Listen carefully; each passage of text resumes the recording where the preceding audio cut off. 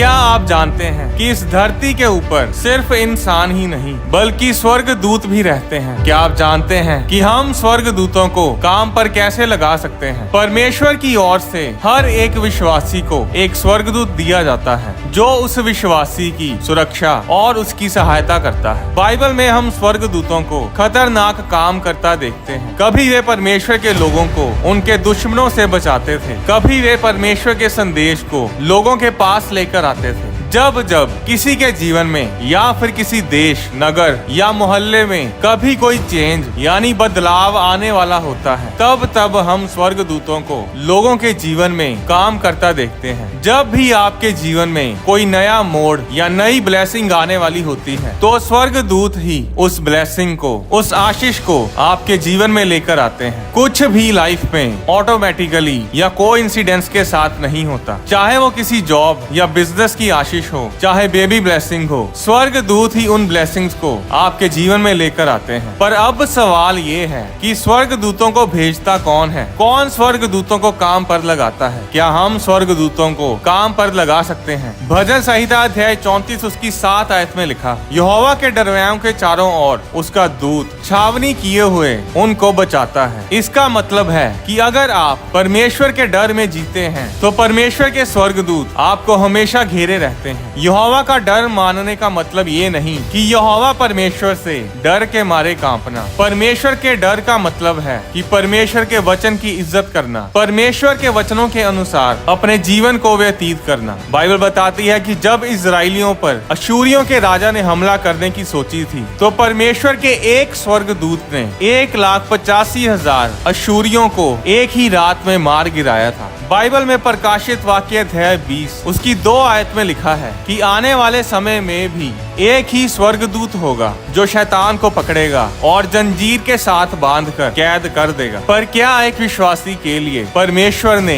एक ही स्वर्गदूत को ठहराया है? नहीं। अगर एक स्वर्गदूत आपका कोई काम नहीं कर पाएगा तो दूसरा आएगा, फिर तीसरा, और जब तक आपका काम पूरा नहीं होता तब तक स्वर्गदूत चैन से नहीं बैठते। अब खुशखबरी ये है कि परमेश्वर के स्वर्गदूत कभी भी हारते नहीं, वे हमेशा जयवंत होते हैं। पर अभी बुरी खबर ये है कि लोगों को स्वर्गदूतों से काम करवाना नहीं आता। बाइबल बताती है कि जो लोग मसीह में हैं, उन सब को एक गार्डियन एंजल, एक स्वर्गदूत दिया जाता है जो हमेशा उनके साथ रहता है। इब्रानियों अध्याय 1 उसकी 14 आयत में लिखा, क्या वे सब यानी स्वर्गदूत सेवा टहल करने वाली आत्माएं नहीं जो उद्धार पाने वालों के लिए सेवा करने को भेजी जाती हैं? यूनानी भाषा में सेवा टहल का मतलब है दास, सेवक बनकर सेवा करना। स्वर्गदूत दास, सेवक, सर्वेंट बनकर परमेश्वर के लोगों की सेवा करते हैं, और इस तरह स्वर्गदूत परमेश्वर के लोगों के लिए बहुत से काम करते हैं। कई बार वे लोगों की प्रार्थनाओं का उत्तर लेकर आते हैं। जब पतरस जेल में बंद था तो कलीसिया ने पतरस के लिए प्रार्थना की, और उनकी प्रार्थना के कारण ही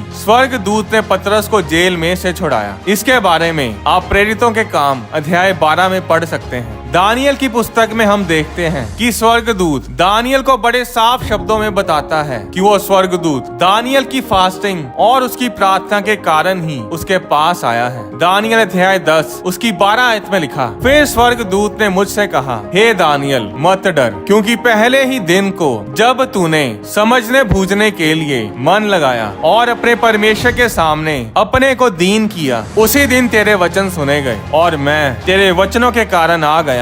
स्वर्गदूत ने दानियल को बताया कि वो दानियल के वचनों के कारण आया है। प्रार्थना के दौरान आपके मुंह से बोले गए शब्द ही स्वर्गदूतों को काम पर लगाते हैं। पर वो शब्द, वो वचन कौन से होने चाहिए कि स्वर्गदूत आपकी प्रार्थना के ऊपर काम करने के लिए जुट जाए? भजन संहिता अध्याय 103 उसकी 20 आयत में लिखा, हे यहोवा के दूतों, तुम जो बड़े वीर हो और उसका वचन सुनकर उसे पूरा करते हो, परमेश्वर को धन्य कहो। इस वचन में लिखा है कि स्वर्गदूत परमेश्वर का वचन सुनकर फिर परमेश्वर का काम करते हैं। बाइबल परमेश्वर का वचन है, पर बाइबल अपने आप बोलती नहीं। बाइबल की कोई आवाज नहीं जिसे स्वर्गदूत सुन सके। बाइबल की आवाज हम हैं, परमेश्वर के वचन की आवाज हम हैं, और इसीलिए जब तक हम परमेश्वर के वचन को अपने मुंह से बोलेंगे नहीं, जब तक हम परमेश्वर के वचन को कोई आवाज नहीं देंगे, तब तक हमारे जीवन में स्वर्गदूत परमेश्वर का काम नहीं कर पाएंगे। अब परमेश्वर ने अपने वचन में हमारी आशीष आशीष के लिए वचन तो लिखे हैं, पर हमें उन वचनों को बोलना है। स्वर्गदूत इंसान का कहना नहीं मानते, वो सिर्फ परमेश्वर का वचन मानते हैं, परमेश्वर के वचन की आवाज को सुनते हैं और बिना परमेश्वर के वचन के वे कुछ नहीं करते। एक स्वर्गदूत ने परमेश्वर का वचन तोड़ा था और वो और उसके साथी स्वर्ग से निकाल दिए गए थे, और उस स्वर्गदूत को आज हम शैतान के नाम से जानते हैं। और इसीलिए आप प्रार्थना के दौरान अपनी मर्जी से जो कुछ मर्जी बोलते जाएं, आपके बोले गए वचनों का स्वर्गदूतों के ऊपर कोई असर नहीं होगा, क्योंकि वो सिर्फ परमेश्वर का वचन सुनकर ही काम करते हैं। परमेश्वर का वचन चाहे परमेश्वर के मुंह से निकले या फिर हमारे मुंह से, उसकी पावर, उसकी सामर्थ कम नहीं होती, क्योंकि परमेश्वर का वचन जीवित है, वो मुर्दा नहीं। यूहन्ना अध्याय 6 उसकी 63 आयत में यीशु ने कहा, जो बातें मैंने तुमसे कही हैं वे आत्मा है और जीवन भी है। जब यीशु मसीह 40 दिन और 40 रात फास्टिंग में थे और शैतान के द्वारा उनकी परीक्षा की गई, तो जब भी शैतान कुछ बोलता था तो यीशु मसीह उसको बोलते थे, वचन में ये लिखा है, वचन में ऐसा लिखा है। यीशु मसीह ने पुराने नियम के वचन बोल बोल कर शैतान को जवाब दिए, और यीशु मसीह के वचन बोलने के कारण ही स्वर्गदूत यीशु मसीह के पास आए और उसकी सेवा करने लगे। मत्ती अध्याय 4 उसकी 10 आयत में लिखा, तब यीशु ने उससे कहा, हे शैतान दूर हो जा, क्योंकि लिखा है कि तू प्रभु अपने परमेश्वर को प्रणाम कर और केवल उसी की उपासना कर। तब शैतान उसके पास से चला गया और देखो स्वर्गदूत आकर उसकी सेवा करने लगे। स्वर्गदूतों ने परमेश्वर के वचन की आवाज सुनी और उसी समय यीशु मसीह के पास चले आए। बाइबल बताती है कि परमेश्वर कभी नहीं बदलता, उसका वचन कभी नहीं टलता। परमेश्वर एक सा रहने वाला परमेश्वर है। पुराने समय में अगर वो प्रार्थना करने पर, उसका वचन बोलने पर अपने स्वर्गदूतों को लोगों के जीवन में भेजता था, तो आज भी वो ऐसा ही करता है, क्योंकि परमेश्वर कभी नहीं बदलता। अगर आज आप परमेश्वर के वचन की आवाज बनकर उसके वचन को बोलेंगे और परमेश्वर से प्रार्थना करेंगे, तो आपको आशीषित करने के लिए, आपको छुड़ाने के लिए परमेश्वर अपने स्वर्गदूतों को भेजेगा। अब परमेश्वर ही है जो स्वर्गदूतों को कमांड करता है, उन्हें आज्ञा देता है कि वो हमारी सहायता और रक्षा करें। स्वर्गदूत अपनी मर्जी से कुछ नहीं करते, ना ही वे मनुष्यों की सुनते हैं, वे सिर्फ परमेश्वर के वचन की सुनते हैं। और इसलिए जब आप परमेश्वर के वचनों के द्वारा परमेश्वर से प्रार्थना करते हैं, तभी स्वर्गदूत आपके जीवन में काम करते हैं। स्वर्गदूत आपके मुंह के वचनों को सुनते हैं और आपके मुंह से निकले वचन ही ये तय करते हैं कि स्वर्गदूत आपके जीवन में काम करेंगे या नहीं। अगर आप हर समय नेगेटिव बोलते रहेंगे तो स्वर्गदूत कभी भी आपके जीवन में काम नहीं कर पाएंगे। आपका स्वर्गदूत हमेशा आपके साथ रहता है, आपके साथ हर जगह आता जाता है, पर जब तक आप परमेश्वर के वचन को अपने मुंह से बोलेंगे नहीं, तब तक वो कुछ नहीं करेगा। एक बार जब हेरोदेस लोगों को भाषण दे रहा था और लोग बोलने लगे कि ये आवाज तो मनुष्य की नहीं बल्कि परमेश्वर की है, तो प्रेरितों के काम अध्याय 12 उसकी 23 आयत में लिखा, उसी समय प्रभु के एक स्वर्गदूत ने तुरंत उसे मारा, क्योंकि उसने परमेश्वर की महिमा नहीं की, और वह कीड़े पड़ के मर गया। उस राजा के शब्दों और कामों के कारण स्वर्गदूत ने उसे मारा और उसे कोई बीमारी हुई और वो कीड़े पड़ के मर गया। कई बार लोगों के मुंह से निकले शब्दों के कारण ही उन्हें भयंकर बीमारियां हो जाती हैं। अगर आप बीमार हैं तो आप बाइबल में लिखे चंगाई वाले वचनों को पढ़ें, उन वचनों को पढ़ें जब यीशु मसीह ने लोगों को चंगा किया था। जब आप बोलेंगे कि यहोवा राफा मेरा चंगा करने वाला परमेश्वर है, तो उसी समय परमेश्वर के चंगा करने वाले दूत आपकी चंगाई पर काम करेंगे। बाइबल बताती है कि चंगा करने वाले स्वर्गदूत भी होते हैं जो परमेश्वर की चंगाई को लेकर आते हैं। यूहन्ना अध्याय 5 उसकी 2 आयत में लिखा, यरूशलेम में भेड़ फाटक के पास एक कुंड है जो इब्रानी भाषा में बेतसदा कहलाता है, और उसके 5 ओसारे हैं। इनमें बहुत से बीमार, अंधे, लंगड़े और सूखे अंग वाले पानी के हिलने की आशा में पड़े रहते थे, क्योंकि नियुक्त समय पर परमेश्वर का स्वर्गदूत कुंड में उतरकर पानी को हिलाया करता था। पानी के हिलते ही जो कोई पहले उतरता वह चंगा हो जाता था, चाहे उसकी कोई बीमारी क्यों ना हो। जब आप परमेश्वर के वचनों को बोलते हैं तो स्वर्गदूत उसी समय अलर्ट हो जाते हैं और परमेश्वर के वचन को, उसकी कमांड को पूरा करने में में जुट जाते हैं। प्रेरितों के काम अध्याय 10 में जब स्वर्गदूत एक सूबेदार के पास आया तो उसने सूबेदार से कहा, हे कुरनेलियुस, तेरी प्रार्थनाएं और तेरे दान स्मरण के लिए परमेश्वर के सामने पहुँचे हैं। प्रेरितों के काम अध्याय 10 उसकी 2 आयत में कुरनेलियुस के करैक्टर के बारे में लिखा है कि वह भक्त था और अपने सारे घराने समेत परमेश्वर से डरता था और यहूदी लोगों को बहुत दान देता था और बराबर परमेश्वर से प्रार्थना करता था। परमेश्वर से डरना यानी परमेश्वर के वचन की इज्जत करना, उसके वचनों में चलना, यहूदी लोगों को यानी इजराइल को दान भेजना, इजराइल देश के लिए, वहाँ के लोगों के उद्धार के लिए, उनकी आशीष के लिए प्रार्थना करना, चैरिटी करना, ये सब काम परमेश्वर की आशीषों को हमारे जीवन में लेकर आते हैं। अब स्वर्गदूत कुरनेलियुस के पास आया कितने बजे था? प्रेरितों के काम अध्याय 10 उसकी 3 आयत में लिखा, उसने यानी कुरनेलियुस ने दिन के तीसरे पहर के निकट दर्शन में स्पष्ट रूप से यानी साफ साफ देखा कि परमेश्वर का एक स्वर्गदूत मेरे पास भीतर आकर कहता है। अब दिन के तीसरे पहर के आसपास यानी दोपहर 3 बजे के आसपास स्वर्गदूत कुरनेलियुस के पास आया। 3 बजे ही क्यों? क्योंकि हर रोज 3 बजे चर्च यानी भवन में प्रार्थना का समय होता था। ये वो समय होता था जब सब इजरायली प्रार्थना में लगे होते थे। कुछ लोग भवन में जाकर प्रार्थना करते थे और कुछ अपने घर पर ही भवन में चल रही प्रार्थना के समय के दौरान अपने घर में प्रार्थना करते थे। और इसलिए ये समय होता था जब आत्मिक क्षेत्र में बहुत हलचल होती थी। प्रार्थनाओं के कारण स्वर्ग के दरवाजे लोगों के ऊपर खुले रहते थे। स्वर्ग से स्वर्गदूत परमेश्वर की आशीषों को लेकर इस धरती पर आते थे। दोपहर के 3 बजे ही एलिया ने करमेल पर्वत पर बाल के नबियों के खिलाफ प्रार्थना की थी और परमेश्वर ने स्वर्ग से आग भेजकर उस प्रार्थना का उत्तर दिया था। एजरा ने भी दोपहर के 3 बजे प्रार्थना की और उसकी प्रार्थना के कारण इजराइल में उस समय बेदारी आई। एक बड़ा रिवाइवल इजरायली लोगों के जीवन में आया। दानियल ने भी 3 बजे ही प्रार्थना की और परमेश्वर ने अपने गैब्रियल स्वर्गदूत को उसकी प्रार्थना का उत्तर देकर भेजा। पतरस और यूहन्ना दोपहर के 3 बजे भवन में प्रार्थना करने के लिए जाते थे। प्रेरितों के काम अध्याय 3 उसकी 1 आयत में लिखा, पतरस और यूहन्ना तीसरे पहर प्रार्थना के समय मंदिर में जा रहे थे और उस समय मंदिर के द्वार पर एक जन्म का लंगड़ा उनसे भीख मांगता है। 6 आयत में पतरस ने कहा, चांदी और सोना तो मेरे पास है नहीं, परंतु जो मेरे पास है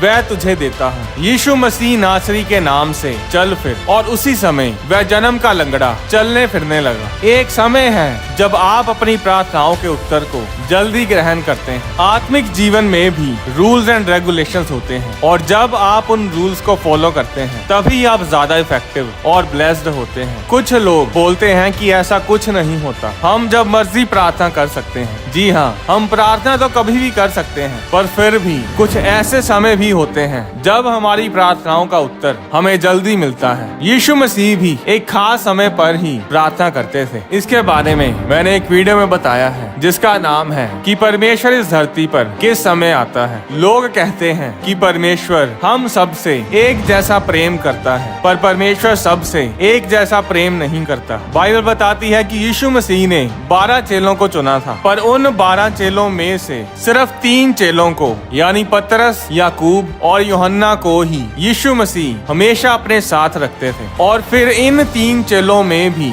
एक चेला ऐसा था जिसे यीशु मसीह ज्यादा प्रेम करते थे और वो चेला था यूहन्ना। और ये वही चेला था जिसे यीशु मसीह ने आने वाले समय के बारे में बड़े बड़े भेद बताए, जिसके बारे में यूहन्ना ने प्रकाशित वाक्य यानी बुक ऑफ रेवलेशन में बताया है। यीशु मसीह इस दुनिया से इतना प्रेम करते हैं कि उन्होंने इस जगत के लिए अपनी जान क्रूस पर दी, पर इस दुनिया से भी ज्यादा प्रेम वे अपने चेलों से करते थे। यूहन्ना अध्याय 17 उसकी 9 आयत में यीशु ने अपने चेलों के लिए प्रार्थना में कहा, मैं उनके लिए विनती करता हूँ, संसार के लिए विनती नहीं करता हूँ, परंतु उन्हीं के लिए जिन्हें तूने मुझे दिया है, क्योंकि वे तेरे हैं। फिर जब पतरस ने यीशु मसीह का इनकार किया तो बाइबल बताती है कि यीशु मसीह ने पहले से ही पतरस के लिए प्रार्थना की हुई थी और उस प्रार्थना के कारण ही पतरस गिरा नहीं रहा, बल्कि फिर से खड़ा हुआ और परमेश्वर के काम करने लगा और वही पतरस कलीसिया का हेड बना। पर दूसरी तरफ जब यहूदा इस्करियोती गिरा तो यीशु मसीह ने यहूदा के लिए प्रार्थना नहीं की और इसीलिए वो बचा किया नहीं। अगर यीशु मसीह ने उसके लिए प्रार्थना की होती तो वो आज नर्क में नहीं बल्कि स्वर्ग में होता। तो कहने का मतलब ये है कि आत्मिक क्षेत्र में, आत्मिक जीवन में कुछ भी ऐसे ही नहीं होता। अगर आप एक असरदार विश्वासी बनना चाहते हैं, अपने जीवन में अच्छे रिजल्ट्स पाना चाहते हैं, तो आपको वो रूल्स एंड रेगुलेशंस फॉलो करने ही पड़ेंगे। यीशु मसीह सवेरे तड़के ही प्रार्थना करने जाते थे। क्या आप जानते हैं कि यीशु मसीह ने कभी भी अपने चेलों के साथ प्रार्थना नहीं की? यीशु मसीह हमेशा अकेले ही प्रार्थना करते थे। अगर आप आत्मिक लाइफ के सीक्रेट्स फॉलो नहीं करेंगे तो आप कभी भी पूरी तरह से आशीषित नहीं हो पाएंगे। अब अगर आप प्रार्थना नहीं करेंगे तो आपके जीवन में, इस धरती के ऊपर परमेश्वर कुछ नहीं करेगा। जैसे आपकी लाइफ चलती जा रही है वैसे ही चलती जाएगी, कोई बदलाव नहीं आएगा, क्योंकि परमेश्वर मनुष्य की मर्जी के बिना इस धरती पर कुछ नहीं करता। इसके बारे में गहराई से जानने के लिए आप हमारी वीडियो यीशु मसीह इंसान बनकर इस धरती पर क्यों आए देख सकते हैं। और इसी तरह अगर आप प्रार्थना नहीं करेंगे तो स्वर्गदूत आपके जीवन में कभी भी काम नहीं करेंगे। अगर स्वर्गदूत आपको नजर नहीं आते तो इसका मतलब ये नहीं कि वो आपके साथ है ही नहीं। बाइबल में लिखा है कि स्वर्गदूत आत्माएं हैं, जिस तरह परमेश्वर आत्मा है। हम आत्माओं को देख नहीं सकते, पर कई बार परमेश्वर अपनी मर्जी से, अपने मकसद के अनुसार अपने आप को और अपने स्वर्गदूतों को लोगों पर जाहिर करता है। आपको नजर आए या ना आए, पर आपका स्वर्गदूत हमेशा आपके साथ रहता है और आपके मुंह के वचनों की तरफ ध्यान रखता है। आज लोग परमेश्वर के वचनों को अपने जीवन के ऊपर बोलते नहीं, और इस कारण परमेश्वर के स्वर्गदूत उनके जीवन में कोई काम नहीं करते। जब एलीशा को अराम के राजा की सेना ने घेर लिया था तो एलीशा का सेवक उन्हें देखकर घबरा जाता है और एलीशा से कहता है कि हाय मेरे स्वामी, हम क्या करें? तब एलीशा ने प्रार्थना की कि परमेश्वर इसकी आंखें खोल दे ताकि ये देख सके। तब यहोवा ने सेवक की आंखें खोल दी और उसने देखा कि एलीशा के चारों ओर का पहाड़ अग्निमय घोड़ों और रथों से भरा हुआ है। अब एलीशा का सेवक उन्हें देख नहीं पाया तो इसका मतलब ये नहीं कि स्वर्गदूत वहाँ थे ही नहीं। स्वर्गदूत वहाँ पहले से ही थे। अंतर सिर्फ इतना था कि एलीशा का सेवक उन्हें देख नहीं पाया। स्वर्गदूत परमेश्वर के लोगों की रक्षा करने के लिए उनके साथ रहते हैं। किसी भी सेना में, किसी इंसान में, किसी संगठन में इतना दम नहीं कि परमेश्वर के लोगों को छू पाए। कई बार परमेश्वर कुछ घटनाओं को होने देता है ताकि परमेश्वर अपने बड़े मकसद को हमारे जीवन में पूरा कर सके। जब लोग तलवारें और हथियार लेकर यीशु मसीह को पकड़ने के लिए आए थे तो बाइबल बताती है कि यीशु मसीह चाहते तो स्वर्ग दूतों की 12 पलटन को बुला सकते थे और कोई यीशु मसीह को छू भी नहीं सकता था। पर यीशु मसीह ने ऐसा नहीं किया। उन्होंने क्रूस पर चढ़ने के लिए अपने आप को उनके हाथों में कर दिया ताकि परमेश्वर की मर्जी और एक बड़ा मकसद पूरा हो सके। इसलिए धर्मी लोगों के जीवन में बुरी घटनाएं होती देखकर निराश ना हो। बाइबल में हजारों वचन हमारी चंगाई और आशीष के लिए लिखे हैं। जब तक आप उन वचनों को बोलेंगे नहीं, तब तक वो वचन आपके जीवन में पूरे नहीं होंगे। इसलिए परमेश्वर के वचनों को बोलना शुरू करें। जो काम आपके पहले कभी नहीं बने, जो ऊंचाइयां आपने कभी नहीं छुई, जो आशीषें आपने कभी नहीं देखी, उन आशीषों को परमेश्वर के स्वर्गदूत आपके जीवन में लेकर आएंगे। आने वाली वीडियोस में मैं आपको बताऊंगा कि यीशु मसीह का जन्म बैतलहम में ही क्यों हुआ, स्वर्ग में यीशु मसीह का नाम क्या है, यीशु मसीह को क्रूस पर शुक्रवार के दिन ही क्यों चढ़ाया गया। परमेश्वर के वचन से जुड़ी वीडियोस को देखने के लिए आप होली स्पिरिट प्रोडक्शंस चैनल को सब्सक्राइब करें और बेल आइकन पर क्लिक करके ऑल नोटिफिकेशंस को सिलेक्ट करें ताकि चैनल पर अपलोड की जाने वाली सारी वीडियोस आपके फोन में जरूर पहुंचे। आप अपनी डोनेशन बैंक अकाउंट के जरिए और QR कोड को स्कैन करके भी भेज सकते हैं। परमेश्वर आपको आशीष दे।